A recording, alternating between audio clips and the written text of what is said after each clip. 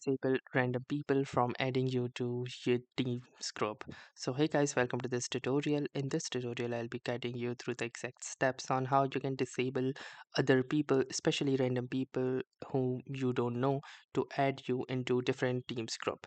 So if you are being added into various spam groups, then the best way is to disable this particular settings. So let me show you how you can disable this. So to disable this particular setting, the first thing that you will need to do is click onto these three dots present at the top right corner. Now in the settings and more, you can click onto the settings option in this menu. Or alternatively, you can also press the control and the comma key. This will lead you to this specific page.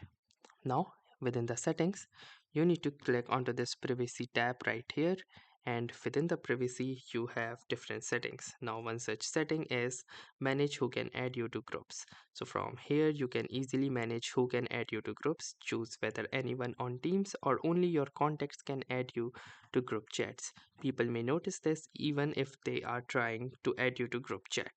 So, from here, instead of anyone, you will need to choose your contacts. So make sure you have selected your contacts, and the other unknown people will not be able to add you to groups. So that was all for this tutorial.